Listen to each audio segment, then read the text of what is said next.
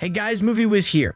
In today's video, I will be telling you the story of the science fiction horror film, The Invisible Man. Spoilers ahead. Enjoy the video. The movie follows a woman who believes she's being stalked by her abusive ex-partner and is convinced that he's designed a way to make himself invisible. The film begins in a very large modern house. In the middle of the night, a woman named Cecilia wakes up next to her boyfriend to check the time. She quietly lifts off the covers and comes over to his side of the bed. She takes a glass of water from his bedside, and we discover that she has spiked the water with a drug called diazepam in order to knock him out for the night so she can escape. At the back of the closet in the bedroom, she opens a hidden compartment where she has stashed documents, her passport, cash, and other essentials. Before she leaves, she adjusts a security camera in the hallway, which is connected to her phone so she can check that her boyfriend is still unconscious. Desperate to remain quiet, she makes her way to her boyfriend's workroom, where she disabled the alarm system and the rest of the security cameras. On her way out, her dog tries to follow her and she ends up accidentally setting off an alarm.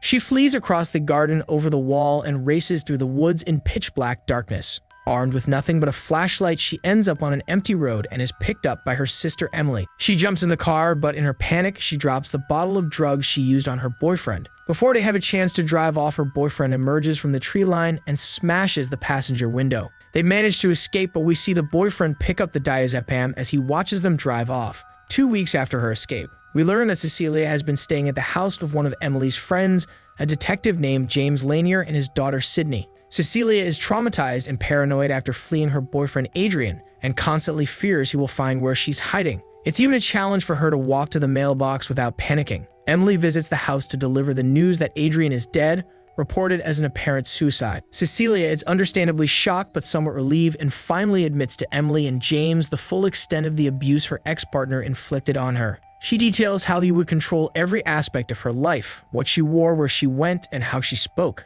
If she disobeyed or did something he disagreed with, he would become violent. A few days later, she receives a letter inviting her to attend a meeting with Adrian's lawyer brother Tom, who is responsible for managing Adrian's will and estate. Cecilia is told that Adrian has left her $5 million. She decides to use the money for good and help fund Sydney's education as a way to repay her and James for looking after her. Everything seems to be going well for Cecilia. She regains her confidence and begins to feel free again. That is, until she starts to experience strange events. She becomes slightly paranoid that she's being watched. One morning, while cooking breakfast, Cecilia steps out of the kitchen for a moment and a knife slides off the counter without being touched. The frying pan then suddenly catches on fire. Cecilia quickly puts it out and doesn't think too much of it. Unexplainable things continue to occur that same night. As Cecilia stays up preparing for a job interview, she notices the front door has been left open. Later in the night, as Cecilia sleeps, we see her covers slowly fall from the end of the bed as if being pulled. Then something bright flashes in the room, directed at Cecilia,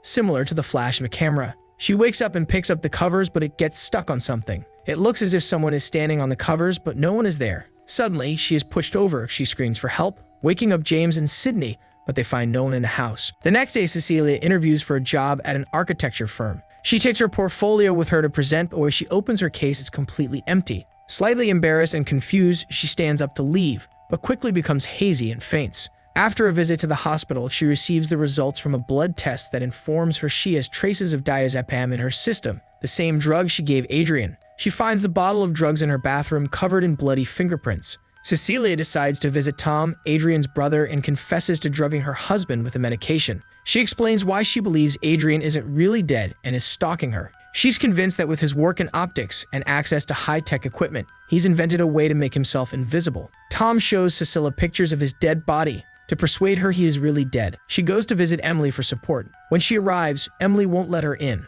Apparently, she received an email from Cecilia stating she is suffocating her and she wants her out of her life, wishing her dead. Cecilia seems to have no idea about the email, but can't convince Emily it wasn't her that sent it. Back at home, Sydney tries to comfort Cecilia, but is abruptly hit across the face by an invisible force. She thinks it was Cecilia, as the only other person in the room. Sydney and her father leave the house, leaving Cecilia completely alone. She becomes paranoid that someone else is in the house and grabs a kitchen knife for protection. She covers the living room floor in coffee grounds so she'll be able to see if anyone comes in the room. Cecilia decides to call Adrian's phone. She hears it ring in the attic above. She climbs up into the attic and finds the phone on the floor. Upon inspection, she discovers photos of herself asleep and a knife sealed in a plastic bag. She also finds the missing portfolio she was supposed to take to the job interview. The evidence seems to indicate that Adrian indeed isn't dead and is the one causing these strange occurrences. Suddenly, Adrian's phone receives a text message. Surprise. She's frightened by a sudden noise downstairs and slowly makes her way towards the open attic hatch.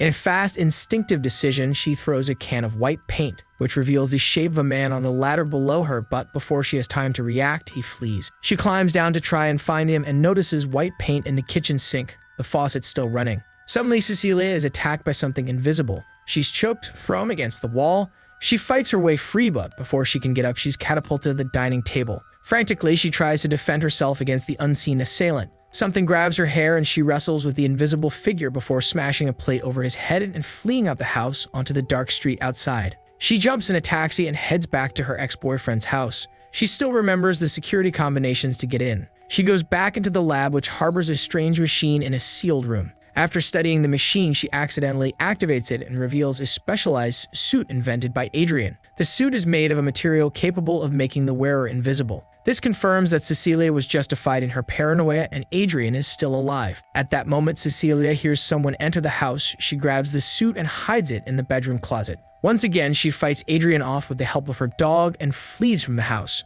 She makes a plan to meet her sister Emily at a restaurant somewhere public. Emily is still mad at Cecilia, but promises to hear her out. She begins to admit the truth to Emily about Adrian, but before she gets the chance, Adrian slits Emily's throat with a knife. Before Cecilia has time to react, he places the knife in her hand, framing her for murder. The onlookers at the restaurant scream and Cecilia is arrested and taken to a psychiatric hospital. She's later interrogated by the police, including Detective James Lanier, who she was staying with previously. Cecilia fails to convince them she's innocent. All the evidence is against her, the eyewitnesses, the emails, and the drugs in her system days before. While staying at the psychiatric hospital, she finds out she's pregnant. The news shocks her, and she begins to suspect the worst. She's visited by Tom, Adrian's brother, and the lawyer representing his trust. She's told that $5 million will no longer be given to her. Tom also confesses that he knows everything, and he's in contact with Adrian. He offers her a deal to have the child in return to Adrian, so they can raise the baby together, or she loses everything and gets sentenced for murder. It's implied Tom helped set everything up and that Adrian switched her birth control pills without her knowledge in order to conceive a child. While in the visitation room, Cecilia steals a pen and takes it back to her room. Later that night, she stages a fake suicide attempt to lure Adrian to expose himself, knowing he'd try to stop her. As soon as he grabs her arm, she stabs him repeatedly with the pen. A guard is alerted and rushes in. Adrian's suit is malfunctioning due to the damage caused by Cecilia, and he becomes partly visible again. The guard notices Adrian and attempts to stun him with a taser. Adrian wrestles the weapon underneath the guard's chin and stun him instead. Cecilia takes the chance to try and escape, but is stopped by two guards. Adrian's suit continues to malfunction and is made visible to the rest of the guards. He kills them and multiple other guards before fleeing out the fire exit. Cecilia chases after him now with a gun in hand and shoots him on the stairwell. He's staggered but manages to escape out of the building. She searches for him in the raging storm outside, but he attacks her again, pinning her against a vehicle. He threatens to go after Sydney, admitting he won't hurt her anymore because she's pregnant. Cecilia steals a car to chase after him before he gets to Sydney. On the way, she tries to warn James as she rushes to get back to the house before Adrian. Back at the house, we see Sydney alone as she hears a strange noise in her room that wakes her up. She instinctively sprays her pepper spray, revealing Adrian is there with her. She manages to stun him slightly, but a struggle breaks out between them both. Sydney's dad arrives just in time, and the two wrestle, knocking James' gun out of his hand. Adrian beats James unconscious just as Cecilia arrives. She blasts him with a fire extinguisher, exposing his form, and shoots him to death. She unmasks the invisible man to find Tom under the suit. They deduce that he was behind everything. We see a tactical team raid Adrian's house to find him still alive, tied up in the basement. Cecilia tells James that she isn't convinced Adrian is innocent and believes he set his brother up to take the fall. With James' help, she conducts a plan to find out the truth from Adrian and agrees to meet him at his house. They have dinner together and Cecilia demands that Adrian tells her the truth. It's revealed that she's wearing a wiretap and James is listening in a parked van outside. The plan doesn't work. Adrian admits nothing. Instead, he acts remorseful and commits to being a better partner to Cecilia. She gets upset and Adrian goes to comfort her. He quietly says the word surprise, revealing that it was him behind it all, and he wants Cecilia to know that. She excuses herself from the table and goes to the bathroom. While Adrian waits for her to return, his throat is suddenly cut with the knife he was holding, making it look like a suicide. We see on the security camera that Adrian appears to be the only person in the room. Cecilia rushes in and goes to his aid, pretending to be upset. As he takes his last breath, she says just one word, surprise. James runs to the house to see what has happened and sees Cecilia leaving. She tells him she's fine and explains that Adrian killed himself. James notices inside Cecilia's bag is the invisible suit. He now knows it was her that killed Adrian. She convinces him to go along with her story and he agrees. She calmly walks away from the house, finally free of Adrian's control. And there you have it. Thank you so much for watching. Don't forget to like and subscribe for more movie recaps like this. Good night.